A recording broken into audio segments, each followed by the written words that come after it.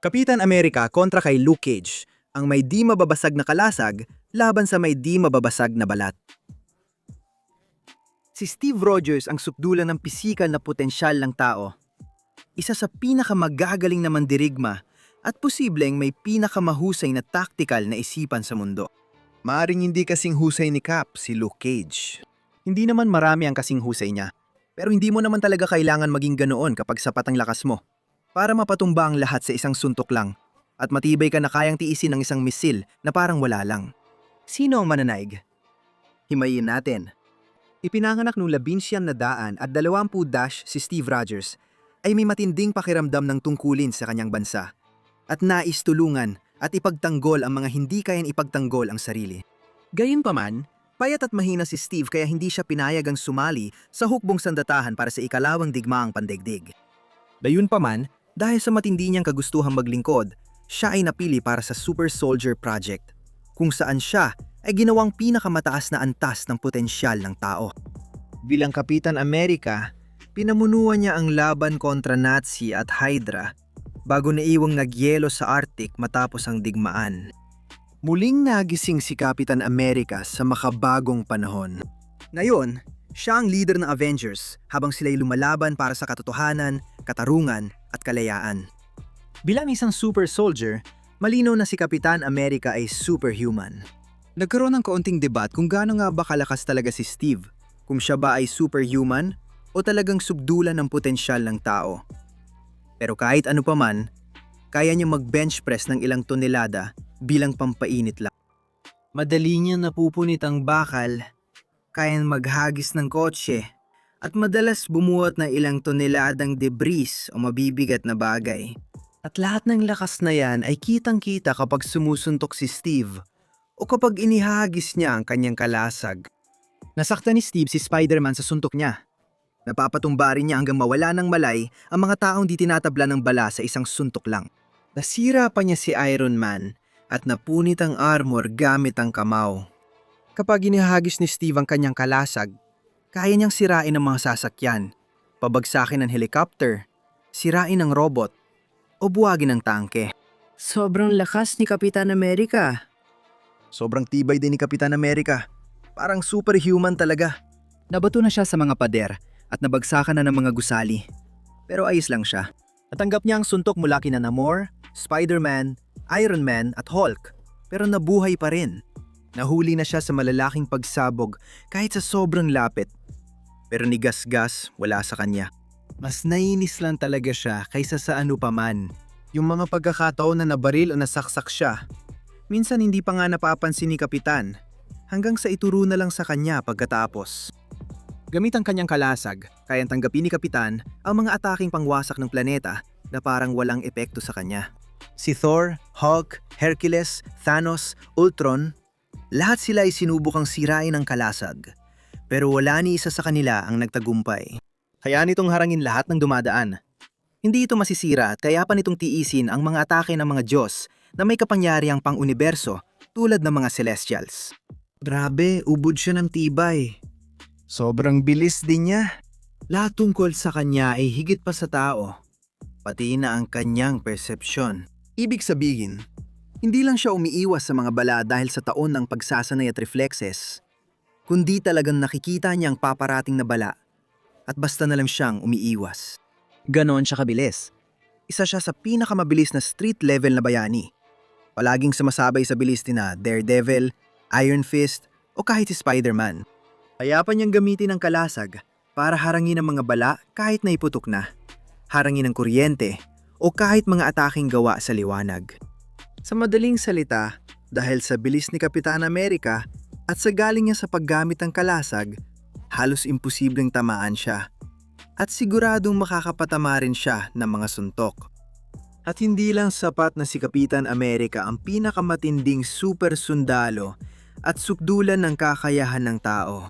Isa siya sa pinakamagagaling at kabilang 10 pinakamagagaling na mandirigma sa Marvel Universe. Isa siya sa may pinakamagagaling na isipan pagdating sa pakikipaglaban sa buong mundo. Na kaya niyang maging eksperto sa kahit anong sandata sa loob lang ng ilang segundo at maging master ng anumang estilo ng pakikipaglaban matapos lang ng ilang minuto. At ginawa nga yun ni Cap. Na-master niya ang bawat uri ng martial arts na alam ng tao at hindi siya tumigil doon, kundi nagsimula pa siyang pag-aralan at mastery ng iba't ibang estilo ng pakikipaglaban ng mga aliens sa buong universo. Isa siyang one-man army sa laban, kayang talunin ang buong grupo ng mga supervillain mag-isa at palaging nakakatapat ang ilan sa pinakamagagaling na mandirigma sa Marvel. Kabilang sina Daredevil, Black Panther, Iron Fist at Shang-Chi. Si Kapitan America rin ang eksperto pagdating sa kanyang kalasag. Mas kilala niya ito kaysa sa sarili niya at ito ang perpektong sandata para sa isang sundalo tulad ni Rogers. Kahit kailan niya ito ihagis, palaging babalik ito sa kanya kahit palabag sa pisika o siyensya. Ito ang pinakamabisang sandata para sa opensa at depensa sa anumang laban. Si Luke Cage ay hindi nagsimula bilang isang simbolo. Hindi siya pinili ng mga Diyos o sinanay ng mga monje o binigyan ng tadhana. Si Luke Cage ay isang ordinaryong tao lang mula sa Harlem. Isang lalaking napagbintangan, ikinulong, ginawang test subject at iniwang parang patay. Imbes na patayin siya, ginawa siya ng eksperimento na isang bagay na simple lang pero nakakatakot. Isang lalaking hindi matitinag. Nakuha ni Luke Cage ang kanyang kapangyarihan mula sa illegal na eksperimento sa bilangguan para muling likayin ang Super Soldier Serum. May pumalya o baka naman may nangyaring eksaktong tama. Ang kanyang mga kalamnan ay naging masiksik, ang kanyang mga buto ay tumibay, at ang kanyang balat ay halos hindi na masira. Simula noon, si Luke Cage ay naging problema na hindi kayang ayusin ng dahas. Pagdating sa lakas, napakalakas ni Luke Cage. Pinigilan niya mag-take off ang eroplano, binuhat ang isang bulldozer at inihagis yon sa ibabaw ng ulo niya. Binuhat ang isang truck na puno ang karga sa layong 7 blok ng hindi bumabagal at puwersahan niyang binuksan ang malalaking pintuang batong hindi talaga dapat na igagalaw. At kapag sumuntok si Luke Cage, tapos na. Napadugo niya si Namor. Natalo niya si Green Goblin, pinabagsak si Tombstone at nakipaglaban kay Venom. Nang nakipaglaban siya kay Proxima Midnight, nabasag ang lupa sa lakas ng kanilang banggaan na parang lindol mula sa dalawang malalakas na tumama sa isa't isa. Hindi kailangan ni Luke ng buwelo. Hindi niya kailangan ng mga pakulo. Basta siya ay sumusuntok at ang mundo na lang ang sumasalo ng pinsala. Sa galaw parang tren siyang natutong tumalon. Diretso siyang tumatago sa mga pinatibay na pintuang bakal. Tumalon ng minsan para lampasan ng kalsada at kayang tumalon ng 5 palapag na parang madali lang. Hindi siya lumilipad pero parang nakikipagkasundo sa kanyang grabidad. Gayunpaman dahil sa tibay, nagiging hindi napata si Luke Cage at di na lang kahanga-hanga. Nababali minsan ni Daredevil ang kamay niya sa pagsuntok kay Luke. Hindi na tinag si Luke. Binuhos ni Deadpool ang lahat ng meron siya laban kay Luke pero hindi pa rin natinag. Hindi napabagal si Luke kahit sa pinakamalalakas sa suntok ni Black Panther. Tinamaan siya ng lakas na kayang magpalipad ng tao ng 14 na milya pero nakatayo pa rin siya. Hindi niya halos ramdam ang mga sasakyang inihagis ng malakas para masira. Kinaya niya ang maraming optic blast mula kay Cyclops at tinanggap ang malakas na suntok ni Iron Fist nagpatagos sa kanya sa isang gusali. Bumanggon ulit. Nabuhay matapos ang matagal na bugbog mula sa mind-controlled na Iron Fist at nanatiling lumalaban. Isa sa pinakamatinding nagawa niya, sinuntok ni Luke Cage ng Hulk hanggang tumagos sa 4 na mataas na gusali pero buhay pa rin. Bazooka sa muka? Ayos lang. Pumpkin bomb mula kay Green Goblin? Walang epekto. Kahit nang mabangga siya ng Thing at bumagsak ang gusali at pinalipad siya ng suntok, tumayo pa rin si Luke Cage. Hindi lang lumalaban sa pinsala ang balat niya. Tinatanggihan pa ito. Nababasag ang mga espada bago pa siya mahiwa. Tumatalbog ang mga bala. At hindi tumatago sa balat niya ang putok ng shotgun. Naglakad siya sa gitna ng apoy mula kay Human Torch. Hindi siya tinatablan ng kuryente. Hindi rin umepekto ang asido. Walang epekto ang pressure points. Hindi rin gumagana ang mga atake sa nerbiyos at lason.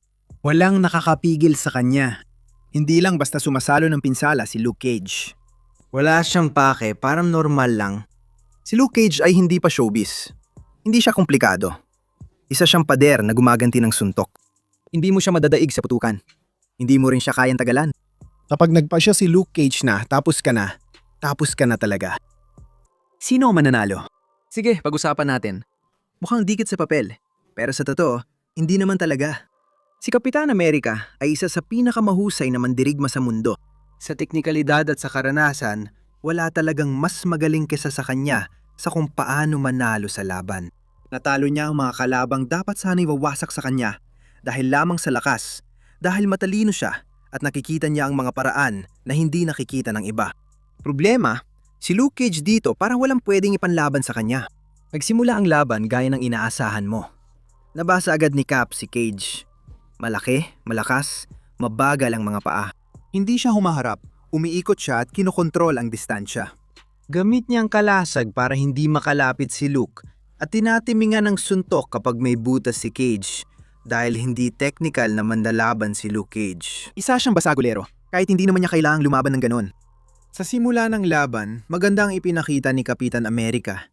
Nakakatama siya ng suntok at kumikilos ayon sa kanyang gawi. Ang problema, walang saysay ang lahat ng yon. Bawat suntok ni Cap ay mula sa isang taong nasa tuktok ng kakayahan. Mala superhuman ang bilis at timing. Tumama yon sa balat na kayang sumipsip ng bala, mga pagsabog sa malapitan, at mga suntok mula sa mga taong kayang buhatin ang isang city bus. Ang mga kamay ni Cap ay mga elite na sandata laban sa halos sinuman sa mundo. Pero laban kay Luke Cage, parang sumusuntok lang siya sa pader. At ang pader ay walang pakialam. Mabilis na na-figure out ni Cap dahil siya si Kapitan America. At mabilis mag-isip, kaya agad siya nagbago ng diskarte. Kapag hindi gumagana ang diretsong opensa, ginagamit ni Steve ang kanyang pangalawang set ng kakayahan. Ginamit niya ang mga anggulo at kalasag hindi para umatake, kundi para ilihis at kontrolin ang galaw ni Luke Cage, para makuha ang posisyonal na kalamangan. Nilalampasan niya ang problema sa tibay, hindi sa pamimilit. At dito na natin pwedeng pag-usapan ang tungkol sa nerve strike. Kasi oo, una sa posisyon ni Cap, gagawin niya yon. Mas alam niya ang katawan ng tao kaysa halos sinumang mandirigma na buhay. Alam niya kung saan ang mga kahinaan at may nauna ng gumawa nito. Pinabagsak ni Black Panther si Luke Cage sa nerve strike. Hindi naman mas mataas ang antas ni Chawla kumpara kay Steve Rogers pagdating sa kaalaman sa martial arts. Kaya sinubukan ito ni Cap. Ito ang dahilan kung bakit hindi ito dapat gawing game plan o instant panalo kahit tumama si Kapitan America sa mga suntok. Dahil minsan lang itong nagawa ni Black Panther. Madalas nilalabanan ni Luke Cage ang mga nerve strike at pressure point attacks. Pero hindi siya naapektuhan at tinutuloy lang ang laban. Hindi natin pwedeng gamitin ang isang pagkakataon na ito at i-apply sa lahat ng ito. Lalo na't maraming beses na hindi talaga umepekto kay Luke. Ang isa pang issue ay ang pagsasagawa. Kahit sa bihirang pagkakataon na gumaan ng teknik, hindi lang basta tatayos si Luke Cage doon. Dapat magbigay si Kapitan America ng eksaktong suntok sa lalaking kayang gumanti ng isang suntok na kayang tapusin agad ang laban. Hindi yan isang estratehiya. Swerte lang yan, parang tumaya sa loto. Asa lang talaga. Ganito talagang nangyayari sa laban na to sa kabila ng lahat ng taktika ni Cap. Si Steve ay gumagamit ng maraming enerhiya. Palagi siyang gumagalaw dahil kapag tumigil siya, mamamatay siya. Tumatanggap siya ng mga daplis na tama mula kay Luke Cage. At kahit hindi malilinis na tama dahil hindi ganoon si Cap, sapat pa rin ang mga ito para magdulot ng totoong pinsala sa katawan niya. Mas matagal si Steve kaysa sa iba. Pero hindi yon panghabambuhay. Samantala, si Luke Cage ay hindi napapagod o nasasaktan. Naiinis siya. Siguro nakakainis kalaban si Cap at alam yun ni Cage. Pero sa pisikal na aspeto, ayos lang siya at naghihintay lang. Sa isang punto sa laban na ganito, ang taong hindi nasasaktan ay mas nangingibabaw kaysa sa taong nasasaktan. Si Cap ay nagkamali na isang beses. Hindi naman kailangang malaki ang pagkakamali niya. Kahit kalahating segundo lang ng maling posisyon, pagkakamali sa pag-distribute ng bigat o sandali na mas mabilis magsara ang mga anggulo kaysa inaasahan. Isang pagkakamali lang, makakakuha si Cage ng malinis na suntok at tapos na. Panalo si Luke Cage. Hindi naman talaga dikit kung aalisin mo ang kwento na si Kapitan America ay isa sa pinakamagagaling na mandirigma na nabubuhay. Dahil akala nila laging uubra ang pagiging mahusay sa lahat ng laban, pero hindi ganon. Talo si Cap dito gaya ng pagkatalo ng pinakamagaling na boksinggero sa isang pader. Sa bandang huli, Titigil ka na sa pagtatanong kung gaano kaganda ang footwork niya at magsisimula ka na magtanong kung bakit niya paulit-ulit sinusuntok ang simento. Totoo, ang galing. Elite ang galing. Pero hindi lang talaga mahalaga ang galing niya sa particular na problema sa harap niya. Ang mga kakayahan ni Luke Cage ay perpektong panapat sa lahat ng ginagawa ni Kapitan America. At ayon sa ebidensya, hindi mo kayang talunin ang tibay niya sa pamamagitan ng suntok. Hindi mo siya kayang pahinain. Hindi mo siya kayang lampasan sa tibay. Mahigpit ang laban ni Cap, pero si Luke Cage pa rin ang tumatapos nito. Panalo si Luke Cage. Pero ano sa tingin nyo? Magkomento kayo sa ibaba. Alam kong marami kayong opinyon at nararamdaman tungkol dito. Kung nanatili kayo hanggang dulo at natapos nyo ang video, ang galing nyo. Salamat sa panonood at suporta. Kung gusto nyo mag-subscribe, sige, mag-subscribe na. Makakapanood pa kayo ng ganitong videos linggo-linggo. Kita-kits tayo ulit. Kita-kits tayo sa susunod.